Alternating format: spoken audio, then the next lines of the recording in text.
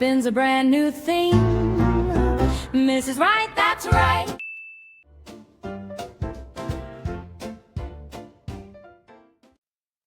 Hello, everybody, and welcome to another episode of the Mrs. Right podcast with me, Bronte Bennett, author of The Squire, and your host for this podcast. I am delighted today to be joined by the author D.G. Anthony. He is the author of The New Bearer, part of a series. This is book one. We're going to call him Dan for the purposes of this podcast. Dan, welcome to the Mrs. Right podcast. Hi, thanks for having me. Very excited, albeit nervous to be here. And we were talking just before we pressed record, actually, about the fact that for both of us, Dan and I, we both work in a world where we spend our time talking to people in large groups.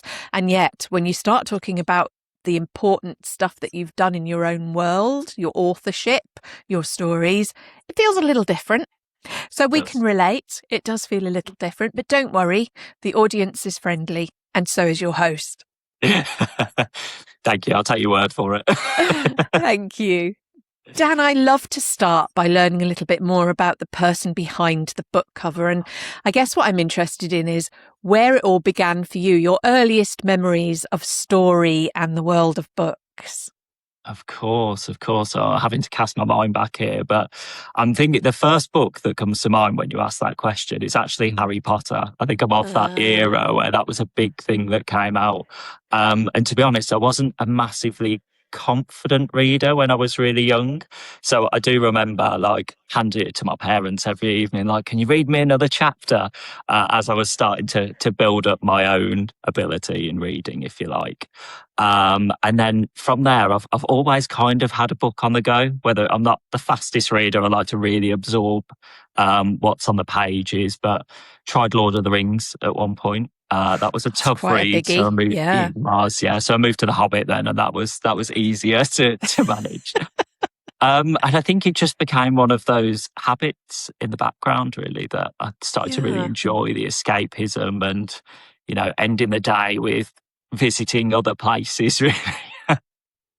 Well, that's an interesting point you make, actually. And a few people I've spoken to have said this. It's about removing yourself from your current world and going to places that are entirely different. And of course, some of us will escape into a world which is very sort of contemporary. Maybe it's real, it's quite realistic, and others prefer the fantasy route. And from what you've said about your earliest influences, The Hobbit, Lord of the Rings and Harry Potter, there's always been that desire to escape into a world of fantasy. Is that fair to say?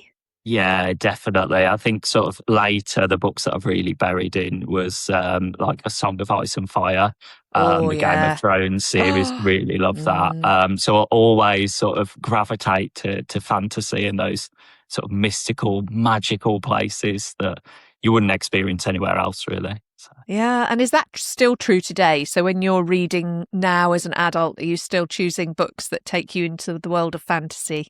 Yes, definitely. I find them easier to get into than others. I do try other books as well, but I always gravitate back to that. So.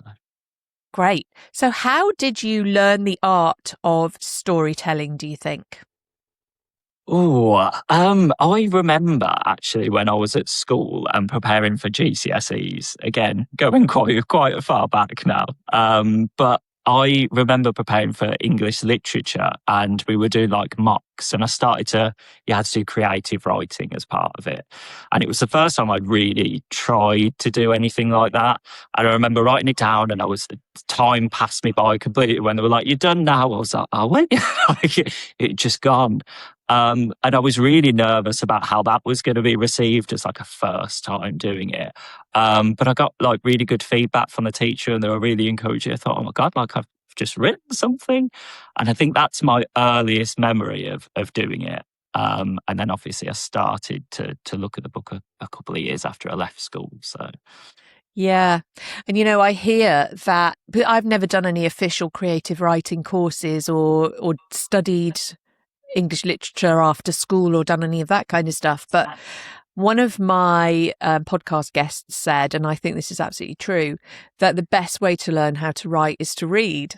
And so if you've always read a lot of great books, books, then you get a feel for what the tempo of good storytelling is, don't you? Yeah, definitely. And I think you have your styles that you enjoy more that probably influence the way that you write. Not necessarily exactly what you write, but you know the flow and stuff that you want to. So who have been your influences? Oh, cool. So I think definitely George R. Martin had a big impact on me. Interestingly, it was after I started to write. But I just love the way it's such a rich tapestry that he weaves in his pages. Like you're living in them with all the characters and the lore and the descriptive writing. So I really enjoyed how immersive it was. And then a couple of years ago, there was another series I stumbled across. It was called The Broken Earth. I think it's from N.K. Jemisin, if I'm pronouncing that right. And what I really liked about that, it was quite dark, but there was so many secrets you could feel under the surface that just made you want to find out, carry on reading and see what it was all about. So there's probably a million more I could mention, but they're the ones that come to mind at the minute. To write the work that you write, you need to have a real hold on a load of detail that is made up in your own head. It's not like if I write a book, everything is there because it's like just normal life, contemporary, blah, blah, blah. For you, you've created, as you just said, laws and systems, and maybe there's magic and maybe there's this and maybe there's that, and there's maps. And there are bits of the country that you maybe don't exist in real life. How do you hold on to all of that stuff? What's the system? Oh, it's not a very organised system. I'd love to tell you that it's all mapped out really neatly. It's not. It was post-it notes and scrapbooks and pieces of paper I'd shove in my wallet, even if I was out and about. And I'd be like, "There's an idea or a name. I like that. I'm going to put it on," or maybe on my phone notes. So I have to organise it in stages. But as soon as it pops in, I'm like, I need to capture that because I'll forget it. And then it starts to build out. It becomes more lived in, and then I remember it that way. Fantastic. I'm always in awe of anyone that can create a fantastical other world because of the complexity of that. And I can understand why so many writers put maps. We have to understand the landscape, the geography of the world. As you've created a literal world. I mean, that's mind-blowing for me as an author of contemporary romance that you're able to do that. So one of the things that I know is that you were 17 when this world first started to crawl its way into your head and make its presence felt. Tell me about those early stages. Oh, I couldn't tell you when I first picked up the paper and started to write, but it was it was when I was around 17, and I've always been quite creative. I think around that time I was in college and I was doing performance and media and all these creative things. So I've always been inspired by making things and thinking up ideas and stuff like that. And I just thought, do you know what? I'm going to start to put something on paper, and it builds and builds and builds. So yeah, I'd started that.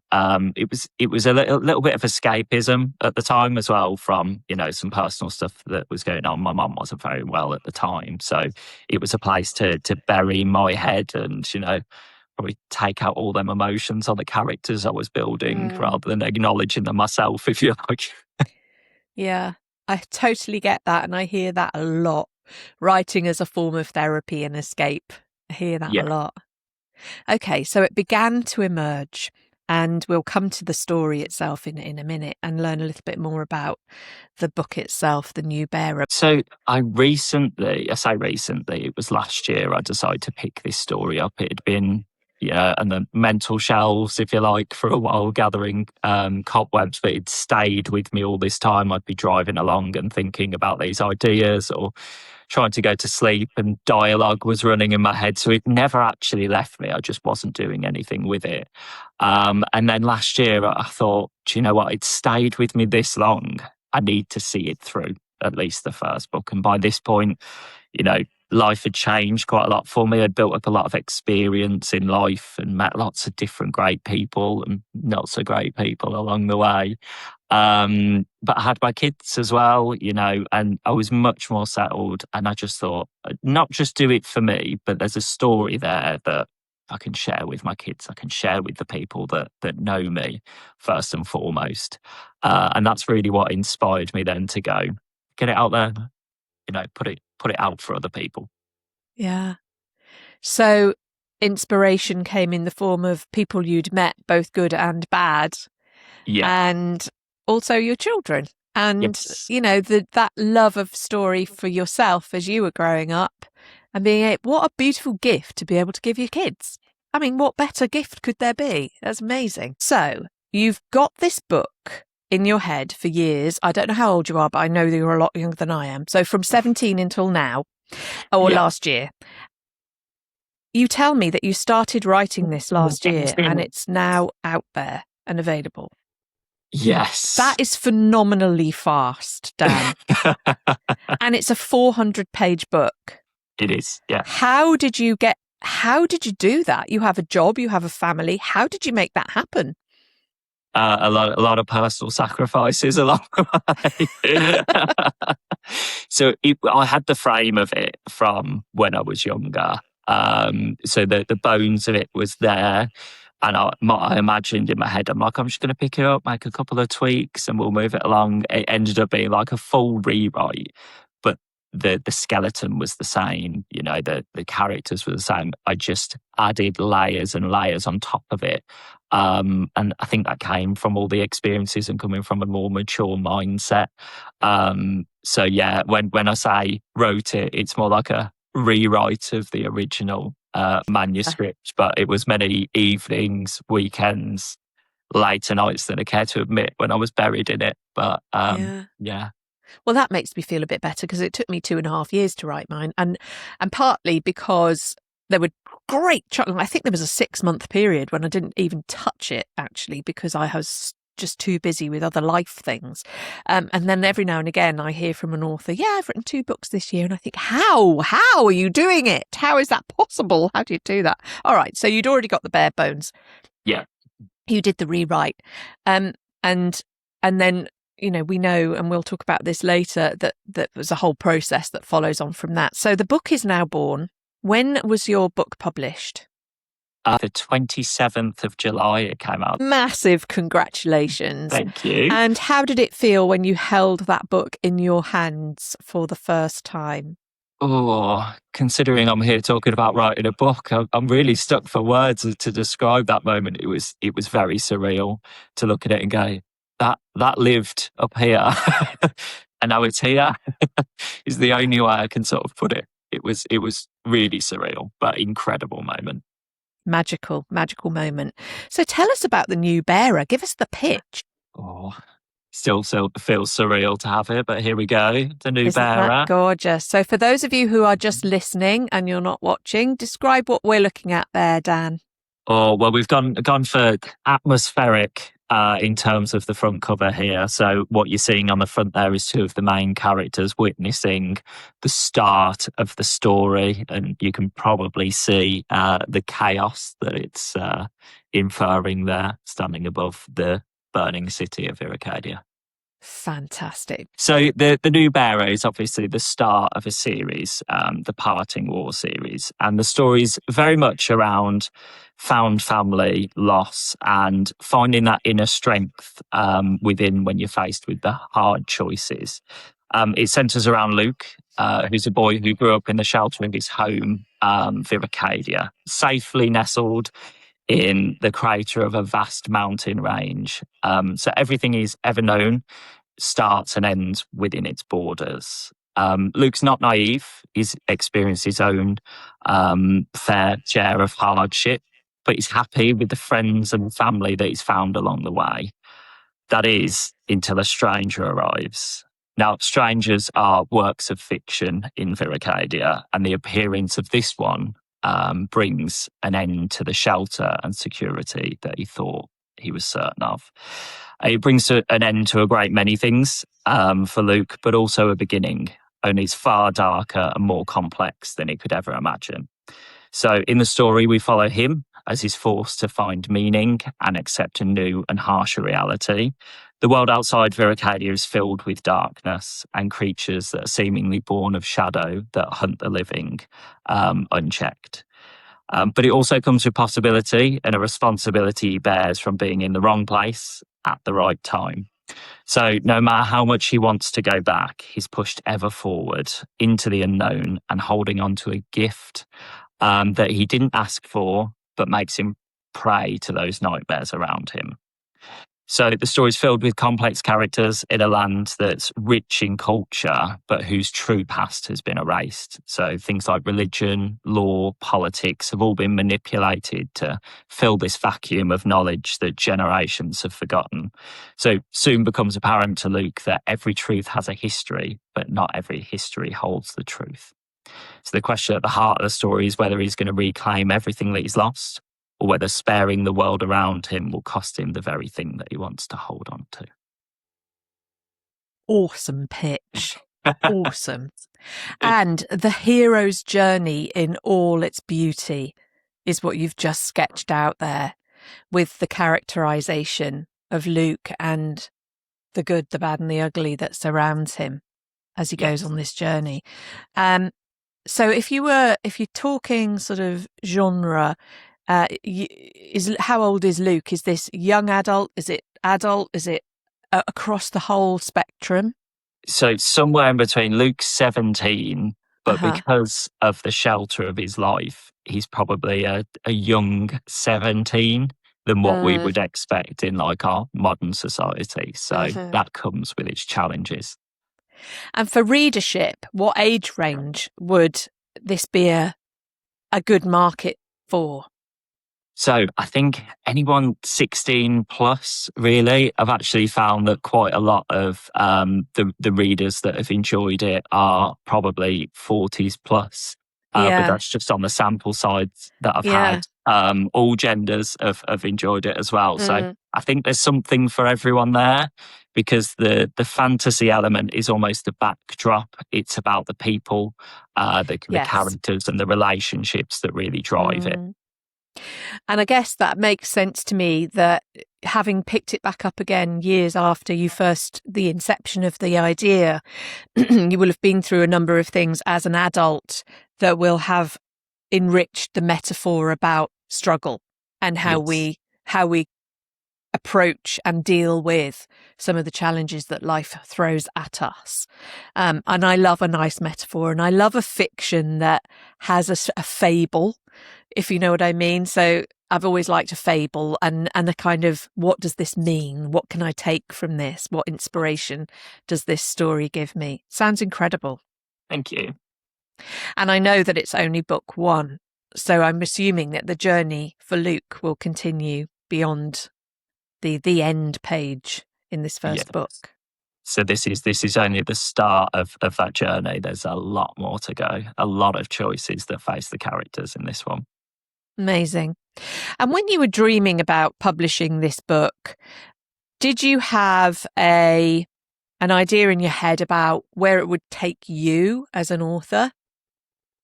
I didn't originally, to be honest. I think I was just so focused on the story and putting that down. I hadn't thought about what comes after. And then when it was finished, I thought something has to come after, really, doesn't it? So I thought, do you know what? I'm going to share this out. And if people enjoy it, if people connect with it, that's going to be the biggest achievement, to be honest. So yeah. Good. Thank you.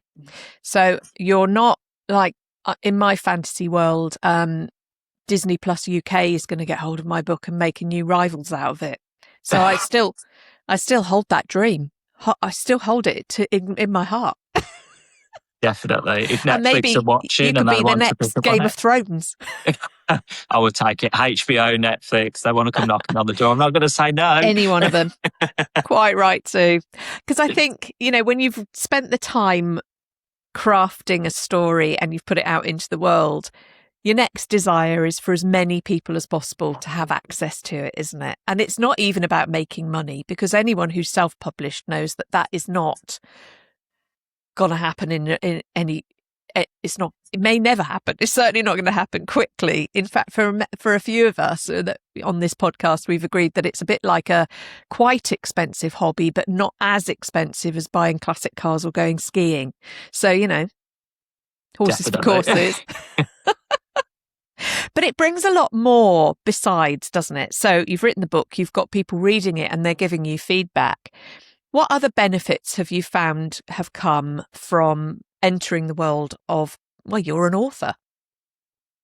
Still hits my ear wrong, that does. Not sunk in yet.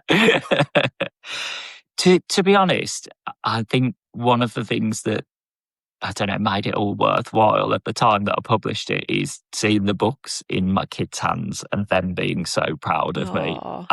Because it was just I suppose it was very surreal for them as well.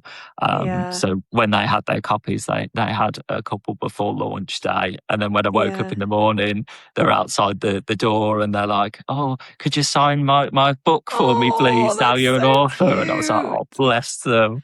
So yeah, I think that's been a real source of pride for me. If nothing else, I will always remember that I made them proud in that way. So. Yeah, something to be truly proud of, and what a beautiful thing. And isn't it lovely when you sign your first book? I still remember signing my first book. I was like, I had to go.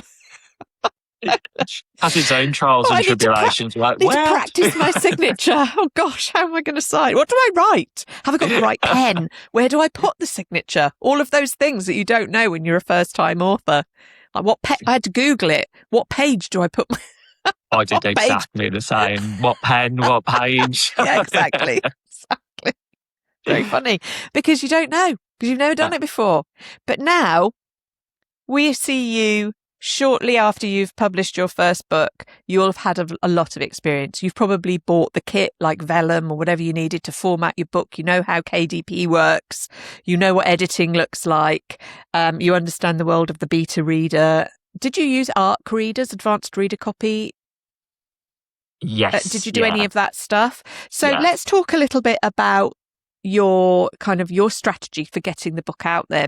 It's probably very much like when you asked me the question around the world building, it felt a little bit chaotic. Because it was all new and I didn't really know. I'd focused on writing a book and making a cover and all of that.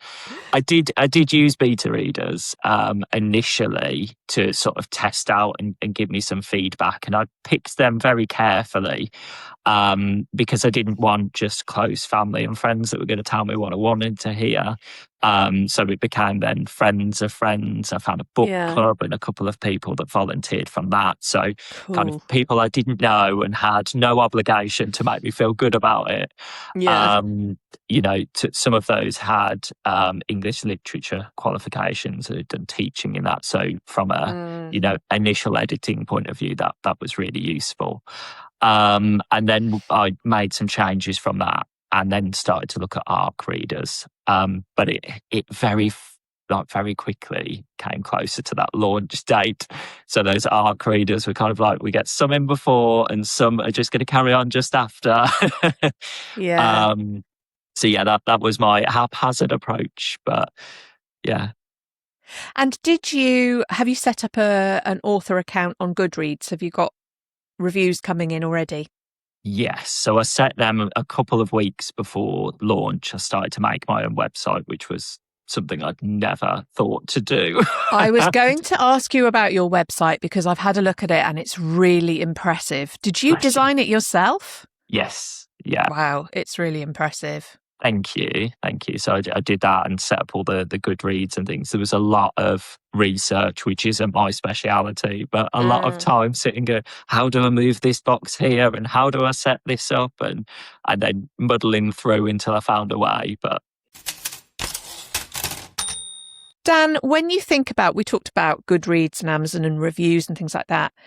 How do you feel about reviews? Oh, if you'd asked me this question before I launched, I would have been chewing my fingernails down.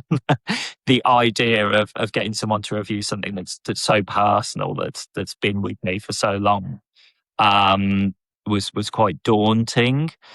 But actually, I found it incredible. Like the feedback I did have was from the beta readers was both constructive but really inspiring and encouraging, and built my confidence. So, I'm loving seeing the reviews now that are coming through slowly, because it's a big book, so I'm not expecting people to have read it all by now. But as I'm seeing them come through, just it can be really uplifting. And anything Yeah. else is something for me to look at as I continue to build the series as well. So Yeah, fantastic. Here's another little nugget that I will share with you. For every book you sell, you'll have at least 4 readers, because we tend to pass books on. We rarely hold a book and never let anybody else read it. So if you've sold 100 books, you've probably had 400 readers, and there's something really nice about that knowledge. Isn't that good to know? Yeah, definitely. Because, I mean, I certainly, if I read a good book, I'll go, oh my God, you've got to borrow this book. It's so brilliant. And although it's a bit annoying as an author because you want everybody to buy them. I mean, I gave my mum a book. Of course I did. You don't charge your mum for a book, do you? That's wrong. She must have lent it to about 10 people. And I'm thinking, hang on a minute. That's 10 sales I'm not going to make. But then I reframed that in my own head and I thought, but it's 10 readers I wouldn't have reached without it. So it depends whether you're in it for the money or whether you're in it because you want to share your story. And I think I quickly came to the conclusion that being in it for the money was not the right motivation. And it was never the original motivation either. It was always about sharing the story. What about for you? Motivation. What was the sort of primary one for you? In some way, and this sounds horrendous, just getting that story out of my head. Yeah, there was an aspect of that. I was obviously passionate about it for a long time if it stayed with me. So to give the characters what they deserve by putting it on paper, and breathing life into them, if you like, by being able to share that story with others as well. I think I said it earlier. If even if there was one person out there that really liked it, that's an achievement. They wouldn't have known that story without me putting it out there. 100% the right mindset for life as an author. I know that one of the things that you said in an earlier communication was that you feared judgment of placing that story that had been in your head out into the world. Has that changed for you now? I think it has. It's probably always going to stay with me a little bit. But I think having spoken to some of the readers and the amazing conversations I've had with them, where they're dissecting characters' thought processes and the dynamics and things like that, all the stuff that you kind of put into it, but you don't want to overexpose it and explain it. But they're picking up on it and they're talking about, I love this character for this reason. And I wasn't keen on the choice that this one made, but I understood it. And those are the kind of conversations that I thought, do you know what? That I've done what I intended to do. It's landed in the right way. Funny story, I do have I can't call them my biggest fan because I don't think I have fans now, but one of my beta readers has been such a great support since she read it. And doing all these social media posts, I've shared some concept art of like sketches that I'd done that have been redone because I'm not an artist. And she sent me a screenshot of one telling me that she had a big crush on this character. Book boyfriends, Dan. They're a real thing. I'm hearing about book boyfriends a lot. Now, talking about sketching the characters, because this was another point that I picked up that I really wanted to talk to you about. You literally, you understood when you got stuck in plot holes that what you needed to do was sketch your characters. Tell us about that. Yeah, I'd had massive writer's block, and it was going on for weeks, and it gets really frustrating. So I want to move this on, but every time I tried to put words on page, I'm like, no, delete them. And I can't remember, so I can't quote where it's from, but I started to look online how people overcome it. And one of the things was about drawing the characters. And I thought, I'm not a good drawer, but I'll give anything a go at this point. So I started to draw it out. And then from there, I started to ask myself some questions about these characters, some really simple ones. What did their background look like? If they were described as an emotion, what would that be? And then some more deeper ones, what defined, who they are today, who were their inspirations, who or what. So as I started to do that, I became so invested in that I forgot about the actual book. But what it did was it built the world and the story in ways that I never would have thought if I was just going through the motions. It layered, culture and beliefs and things like that into the entire world. So it's probably one of the most valuable things that I did, coming from writer's block, which is quite funny, really. So I guess my next question for you is about the author community, because what I've discovered now that I can call myself an author is there's this massive community. And of course, I've connected with, when I put out on Threads that I was looking for authors to join a new podcast, which was about authors for authors, I was absolutely inundated. And I've spoken to people from all manner of writing backgrounds and all over the world. And then I discovered, quite by chance, that in my own county of Shropshire, there are hundreds of authors. And so I've started now to meet up with them at book fairs, and we've got little WhatsApp groups going. And, it's incredible and supportive and magical. Have you had a chance to engage with any of that stuff yourself yet? No, not yet, but I'm open to it. So I might need to do some more digging because that sounds really good. Really good, actually. Yeah. So I'll need to explore. But no, newbie here. So yeah, no, but it's really exciting.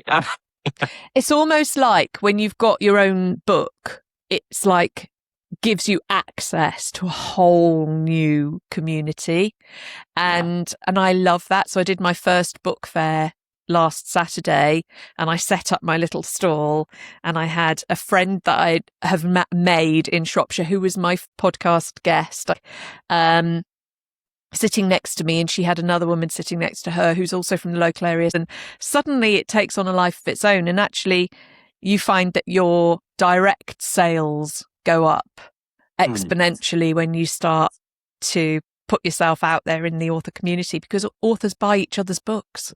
So there's, all of these authors are going, oh, that sounds good. Yeah, I think I better buy a copy. And it just starts to spread. So welcome to the Mrs. Wright alumni, and you're in really good company. There's a whole load of incredible authors all over the world who will be listening to this and meeting you for the first time. And I've got a few fantasy authors as well who I know will be going, oh, that sounds good. I have to have a read of that, because when you write fantasy, you like to read fantasy. So check out some of my authors too, because there's some really fabulous fantasy work out there that you might enjoy. Okay, so you've designed your own website, you've used your beta readers, you've used ARC readers, you've been published now for a couple of weeks, reviews are coming in, it's all looking good. What does success as an author mean to you now, and has it changed? I mean, I'm not sure it has massively changed. As we spoke about earlier, if it takes off and becomes really popular, fantastic, I'll take it. What I'm enjoying now is just knowing that there's people out there that are enjoying it, and those little messages, like, from friends and family, obviously, not strangers contacting me, but pictures when they first received my book, and then the occasional update going, oh my God, I'm at this point and I love it. All of that, it just makes me feel like I've done the right thing, and I'm enjoying that at the minute. And that's the world I'm living in, is people are reading it and they're going to get to the end and I'm going to hear all about it. So yeah, I don't think it's changed massively. It's still very new, very cool. That's really good. That's really nice. And very realistic, because that's what it's all about. It's out of your head, it's on the page, and people are enjoying it. Yeah. If you were to give anyone who might be listening who is in the process of writing their first book, or they, like you, have had a story rattling around in their head for years, if you were to give them advice about how to move forward, what advice could you share? I think, firstly, if you've got an idea, just start putting it down. Even if it's in, notepads, if it's post-it notes with nonsensical statements on, a bit of dialogue here, or, a description here. When you start to put it down, it starts to build it. So I definitely just go for it is the first bit of advice. And I think probably learning from my mistakes, if you're looking a bit further afield and you want to publish it, start looking at what that looks like now, so there's no hectic surprises down at the end of the road. But most important thing is start to build something. Great advice. And actually, you make a point there that reminds me of something. One of my trips, if you like, was that I didn't realise how long it would take to actually get the printed copy. To when you order your first print run, it takes weeks and weeks. I kind of had this thought in my head that they'd go, there you go, and it'd be like Amazon, and 3 days later it would appear at my door. But it actually took weeks. I think it was about 21 days or something like that from signing off the proof to actually receiving the paperback copies.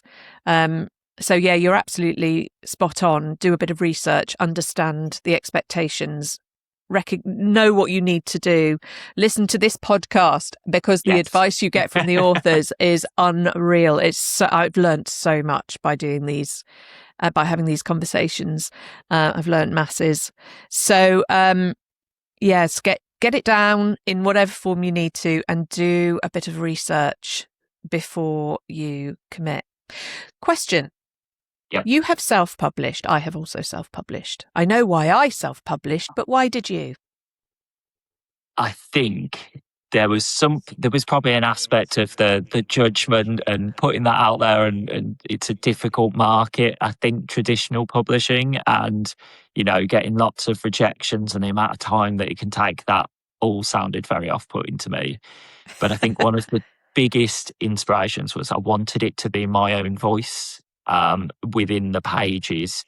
And I was a little bit dubious of someone else telling me what it should be and shouldn't be, because it was my story and it stayed with me. And I wanted to make sure that the characters and the world was depicted in the way that it had always lived with me.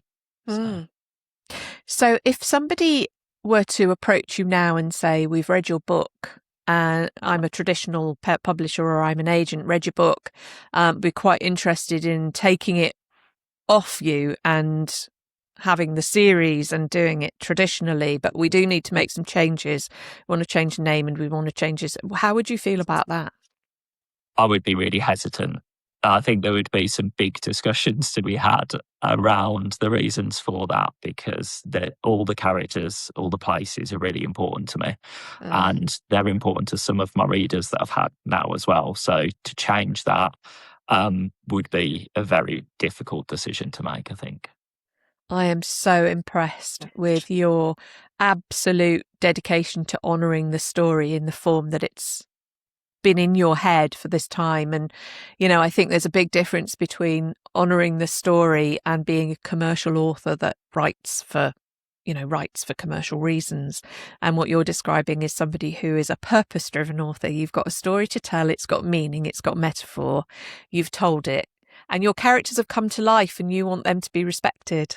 Yes, absolutely. Absolutely. I've got a soft spot for all of them, even the ones that other people might not.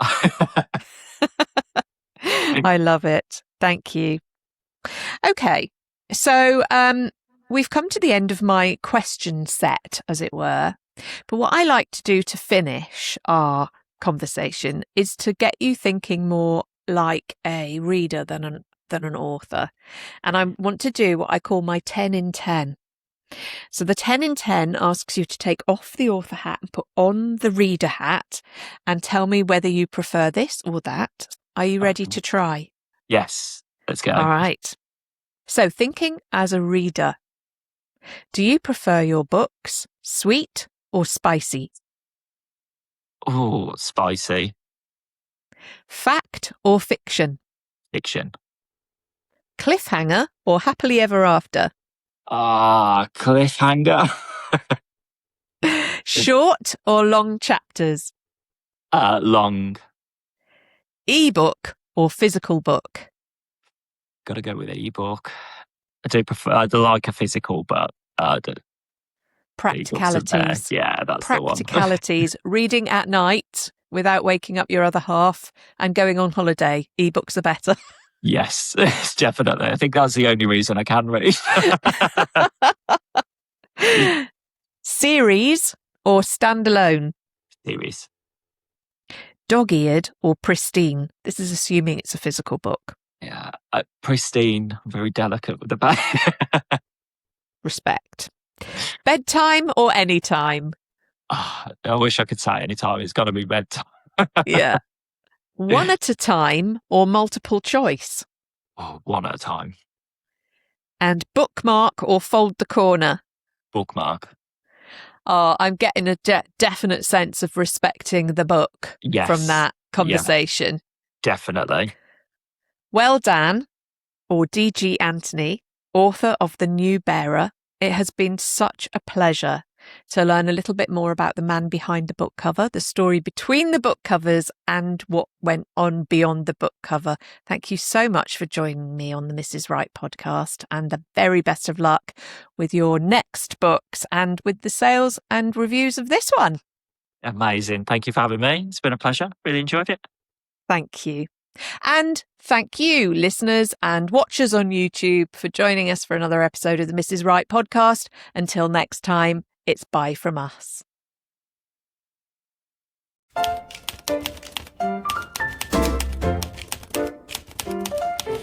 Tap, tap, tap, she's lining up a scene.